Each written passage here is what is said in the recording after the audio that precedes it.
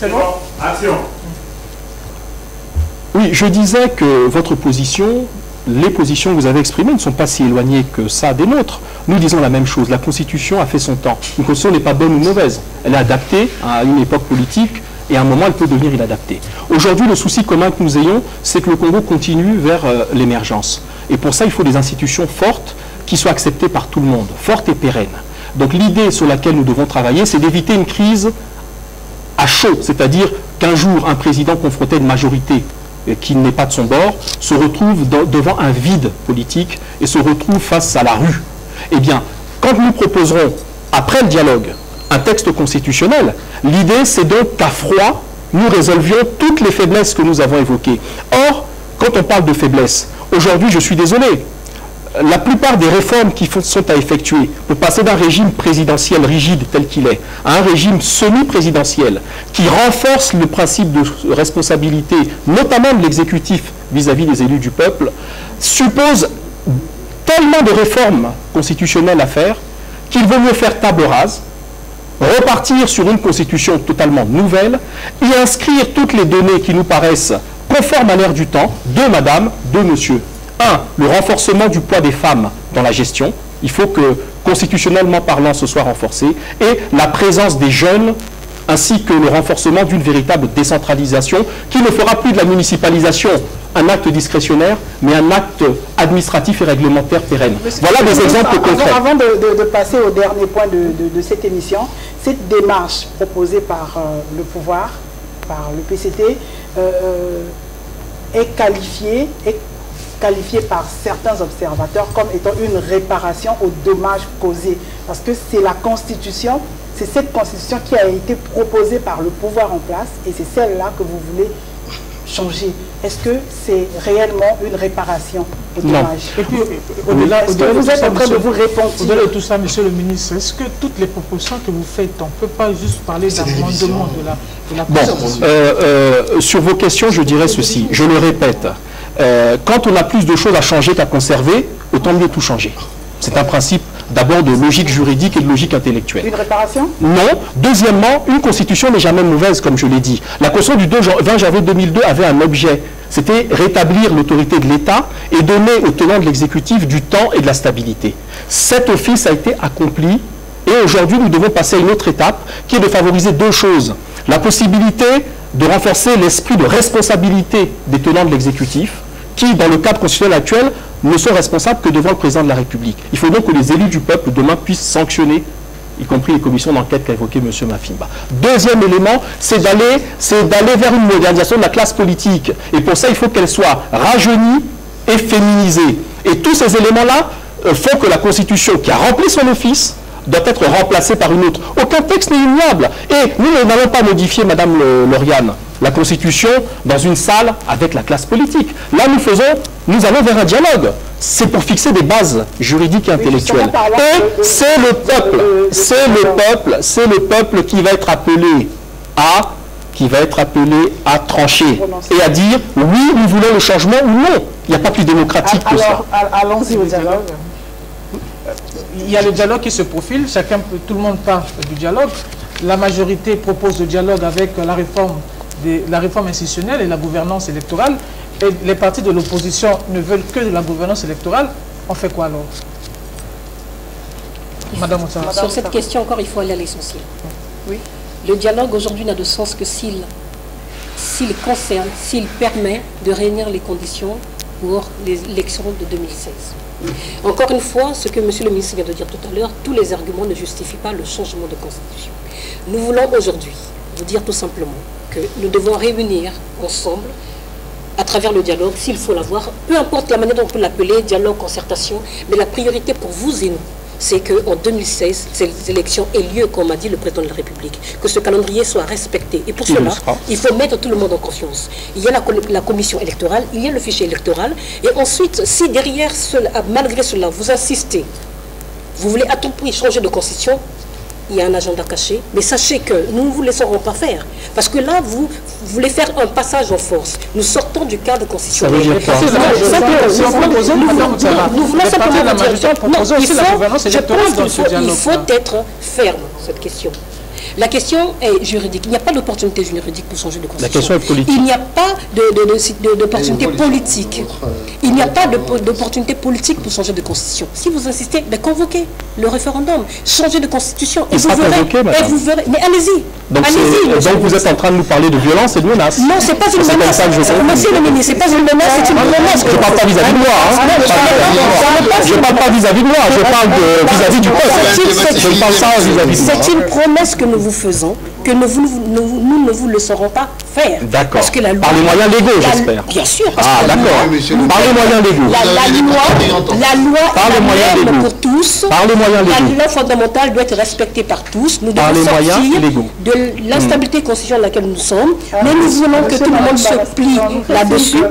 On va finir. Et ensuite, l'opposition s'organise. Il y a le FROCAD, il y a le mouvement citoyen. Nous réunissons les conditions de telle sorte que si vous forcez, si vous convoquez le référendum, si vous changez de constitution, eh bien vous rencontrerez l'opposition, le peuple. À ce moment, vous verrez... Donc vous avez caporalisé le peuple. Mais non, pas d'avance, vous savez que le peuple sera avec vous. Non, parce que vous dites... Vous n'allez jamais aux élections. Vous dites que c'est le peuple. Vous avez le peuple avec vous. Vous dites que le peuple vous a demandé de changer la constitution. Non, je n'ai pas dit ça. Est-ce que j'ai dit ça à l'instant? Non, je vous dis. Jusque-là, c'est l'argument qui était tenu.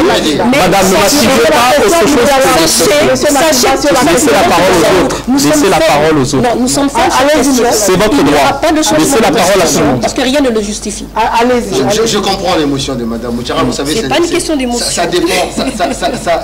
Comment dirais-je? C'est l'avenir de ce pays. Je parlais tout à l'heure d'un psychodrame. Nous sommes en train de créer, nous qui sommes dans le privé, moi je suis dans le privé, dans l'éthique, sous la tutelle du ministre.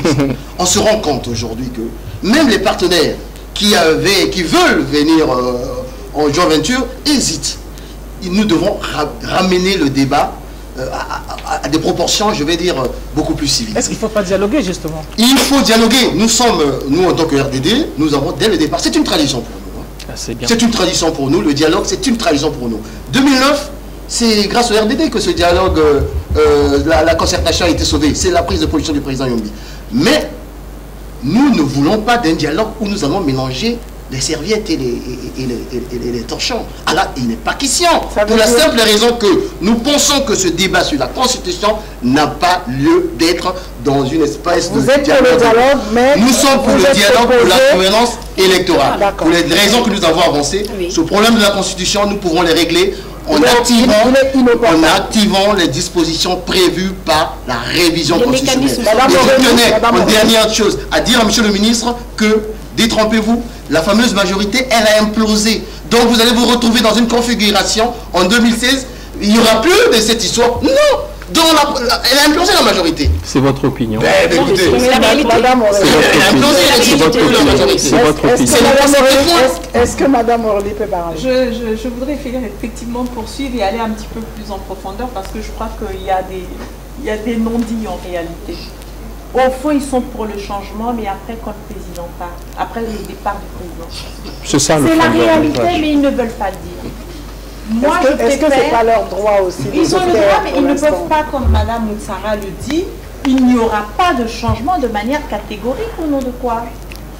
Non. Parce que rien ne le justifie. Non, parce que justement, et je vais vous répondre point par point, chiffre à l'appui, j'attendais que vous me disiez ça. Pourquoi il faut que nous changeons cette constitution et que la République du Congo puisse s'adapter? Nous n'allons pas revenir là-dessus. Madame, rapidement, nous étions sur les dialogues. Nous étions sur le dialogue. Nous faisons un pas en arrière, s'il vous plaît. Faisons évoluer le débat. Nous faisons un pas en arrière. Non. L'Afrique reçoit 30 milliards de dollars chaque année au titre de l'aide au développement. Laissez-moi terminer. Parlez-nous du dialogue. Et elle rapporte 192 milliards de dollars annuels. Et cela c'est-à-dire que le ratio, bien sûr que c'est un rapport avec le changement de la Constitution. Nous devons avoir un Congo qui s'adapte à son monde. Nous devons avoir un Congo qui soit par rapport aux multinationales occidentales qui exploitent nos matières premières et qui font la pluie. Et donc, le dialogue avec comme point le changement de la Constitution. Vous aurez pu le faire. Oui. Monsieur le ministre, vous aurez pu en prendre conscience. Vous aurez pu en prendre conscience. On ne changera pas de constitution. Vous pouvez me laisser parler. Allez-y, non, madame. Voilà la radicalisation. Non, mais oui, malheureusement. Même si on regarde les positions radicales, où allons-nous être issus? Est-ce qu'il y a un avenir? Madame, c'est encore la question. Madame Lauriane, pour conclure sur votre exhortation sur le dialogue, vous voyez bien que nos amis, j'ai retenu les propos de Madame Moutsara, qui, malgré la douceur de son apparence, vient d'exprimer de manière que je qualifierais de brutale l'idée, il n'y aura pas, attendez, laissez-moi parler, il n'y aura pas parce qu'on vous empêchera. Et moi, je vous ai dit, par les moyens légaux, j'espère. Bon. Deux, vous décidez de vous arroger le peuple. Vous dites, le peuple ne voudra pas. Je ne sais pas sur quels critères vous considérez que le peuple... Non, moi, je n'ai jamais dit ça. Le seul critère qui va nous mettre d'accord, c'est le jour où le peuple sera consulté. C'est ce jour-là, laissez-moi parler, je vous ai laissé parler, je ne vous interromps pas, s'il vous plaît. Donc, si on comprend bien votre position, vous qui prônez la démocratie et l'échange des idées, vous dites, le dialogue, c'est sur la base de nos propositions à nous, l'opposition, que la gouvernance électorale. Le reste, on ne veut pas. La majorité aussi veut de la gouvernance. Écoutez, laissez-moi juste terminer sur ce point. Moi, je dis ceci, Madame Moutsara, vous débutez dans la vie politique. Il faut que nous soyons le plus souples possible parce que nous ne parlons pas de choses intellectuelles, nous parlons de l'avenir du peuple. Et nous dire, comme ça dans les yeux, que ça ne se fera pas parce que vous l'empêcherez, moi j'entends derrière des éléments qui sont sinistres, qui relèvent probablement de la volonté d'aller vers des situations de violence et de désordre. Laissez-moi parler, laissez-moi parler. Donc, je dis ceci pour terminer et conclure. Pour terminer et conclure. Si le dialogue est convoqué, bien entendu, nous aborderons, bien entendu, je peux répéter ce que je disais. Je disais, Madame Moutsara, si le dialogue est convoqué, il aura bien entendu parmi les points à l'ordre du jour la gouvernance électorale. Même les démocraties les plus anciennes, on a vu les États-Unis en l'an 2000 élire leur président avec des listings informatiques où il fallait regarder à la loupe pour savoir qui avait été voté par tel ou tel électeur. Donc aucun processus électoral n'est parfait. Les différents dialogues, Evo, Dolizy, qui ont été mis en œuvre par la volonté politique et exclusive du président de la République. Que cela vous plaise ou non, c'est le président qui a convoqué ces dialogues. Eh bien, et d'ailleurs vous n'y étiez pas, vous en tant que force politique, je parle d'opposition radicale. Eh bien, ces différents dialogues avaient pour but de décrisper le climat. Eh bien, le dialogue qui vient, nous accepterons le principe de discuter de la gouvernance électorale. Il vous appartiendra en toute responsabilité de considérer qu'une partie de l'opinion, que vous la considérez comme minoritaire ou pas, une partie de l'opinion souhaite qu'on y inscrive l'évolution des institutions. Maintenant, si le dialogue contenait ces deux ordres du jour, c'est votre responsabilité politique et historique qui sera engagée. Vous viendrez ou vous ne viendrez pas. Mais vous ne pouvez pas imposer un ordre du jour à une partie de l'opinion qui souhaite que la question de l'évolution institutionnelle soit posée. Alors, on est arrivé pratiquement à la fin de cette émission. Tout à l'heure, nous allons vous accorder 1 minute à chacun pour clé cette émission. Changement ou pas changement de la Constitution, dialogue ou pas dialogue, l'ordre du jour, bon, tout est sur la table de débat, le chef de l'État l'a dit, il faut que le débat se poursuive. Tout ce que le peuple veut, c'est avoir une opposition responsable, une majorité responsable. Alors, dans cette responsabilité, dans ce sens de responsabilité, on va dire exigé, demandé par la population, un mot pour conclure. Madame Sarah. Oui. Dans cet esprit de responsabilité, eh bien, ce que nous demandons, c'est le respect de l'ordre constitutionnel. Et nous constatons tout simplement que le changement de constitution voulu par la majorité présidentielle nous sort du cadre constitutionnel. Et pourquoi disons-nous que nous ferons face, que nous ne laisserons pas faire? Parce que tout simplement, que ce soit le référendum, que ce soit le changement, eh bien, nous sort du cadre constitutionnel. Aucune initiative n'est accordée au président de la République ni à la majorité de convoquer un référendum, de consulter le peuple. Rien n'autorise le président de la République d'interroger un citoyen si oui ou non on doit changer la Constitution. Sur quelle base? Quelle disposition va-t-il s'appuyer? Parce que le président de la République a prêté serment. Oui, le président de la République a prêté serment de respecter, de défendre la Constitution. Il doit être le premier à la protéger. Merci. Ce qui veut dire qu'on ne changera pas de Constitution. Et là, ce n'est pas une menace, c'est une promesse tout simplement parce que nous sommes démocrates. Merci. Et nous nous mettrons, nous nous organiserons au sein, comme au FROCAD, de façon démocratique, avec la population, pour réveiller la population, pour dénoncer ce passage en force, parce que ce que vous voulez faire, c'est un coup d'État constitutionnel. Parce que vous n'avez pas du tout Madame Aurélie Ganga, dans cette responsabilité, un mot pour conclure. Écoutez, oui, il faut vraiment aller vers le changement de cette constitution dans la concertation. Et j'aimerais que chacun fasse preuve d'honnêteté intellectuelle. Elle n'est plus bonne et elle nous empêche vraiment de pouvoir évoluer. Mais il faut aussi que le parti au pouvoir puisse lui aussi reconnaître les avancées que lui-même doit pouvoir faire, notamment en direction des populations.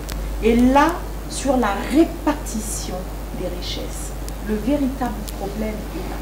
Nous avons des situations sociales dans notre pays qui sont vraiment catastrophiques.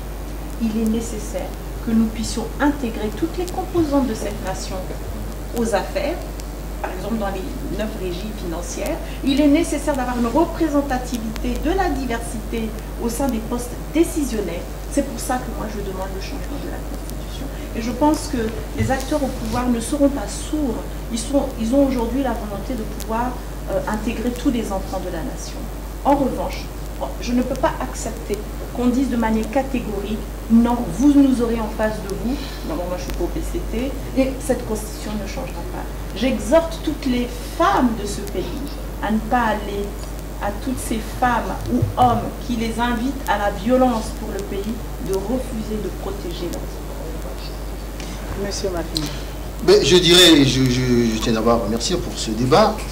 Je dirais, comme l'a dit membre du bureau politique du PCT, un des amis de monsieur le ministre Mongala, que ce projet de changement de constitution est juridiquement infondé, on vient de le démontrer, et politiquement désastreux, on vient de le démontrer aussi, et socialement explosif, parce qu'on crée un psychodrame inutile. Et je dirais ensuite ceci, que j'espère, parce que monsieur le professeur Boa a été habité par une espèce de sursaut patriotique et d'éthique. J'espère que ce sursaut patriotique d'éthique va habiter nos collègues en face pour que le Congo aille aux élections 2016 en se préoccupant, madame l'a dit tout à l'heure, de la gouvernance socio-économique de ce pays. Parce que les Congolais qui vont nous regarder demain ou ce soir diront, ben oui, vous êtes bien gentils, mais nous on n'a pas d'électricité, on n'a pas d'eau, on ne mange pas, on ne va pas à l'école. Voilà les réalités. Nos réalités dans nos foyers. Ce n'est pas ce débat plus ou moins d'intellectuel qui est important, mais qui ne devrait pas l'être. Je vous remercie. Monsieur le ministre, bon. C'est vrai que vous êtes ici en tant que politique, en tant que membre du comité central du PCT, mais vous exercez aussi les fonctions de l'État parce que vous êtes ministre. Et le fait de vous regarder à la télé dans un tel débat, la population veut sortir de là avec une certaine assurance parce qu'elle est, on va dire, elle est envahie par une certaine psychose due à ce débat. Une psychose due à l'incertitude quant à l'issue de ce débat. Alors, maintenant que vous avez l'opportunité de conclure ce débat, qu'est-ce que l'on peut retenir? L'espoir. Est-ce que l'espoir est permis? Est-ce que l'issue de ce débat sera une issue favorable, une issue douce pour que les gens ne vivent plus dans la psychose? Bon, je vais, contrairement à nos amis qui ont parlé avec moi ici, et que je remercie, parce que c'est bien d'avoir des échanges civilisés et parfois un peu vifs. Bon, c'est normal, c'est la passion. On aime le Congo. Aucun d'entre nous ici ne peut dire qu'il n'aime pas le Congo. Nous aimons le Congo. C'est parce que nous l'aimons que nous sommes là.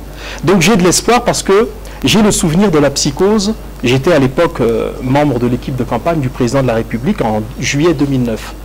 Il y a des milliers de Congolais qui quittaient Brazzaville parce qu'une partie de l'opposition notamment promettait la foudre, le feu, le 12 juillet 2009, c'est-à-dire le jour du vote. Et je me rappelle que finalement, le peuple a été plus grand, a été plus sage, a été plus cohérent que les politiciens. Et je sais, madame et monsieur, vous qui avez organisé ce débat, que le peuple qui nous écoute là sera là également plus sage, plus cohérent et plus pacifique que ceux qui appellent quelque part à la psychose. Alors, la conclusion sur le sujet, il y aura un dialogue qui a déjà commencé. Là, nous dialoguons déjà. Maintenant, il va probablement prendre la forme institutionnelle que nous voyons depuis des années comme tradition et jurisprudence.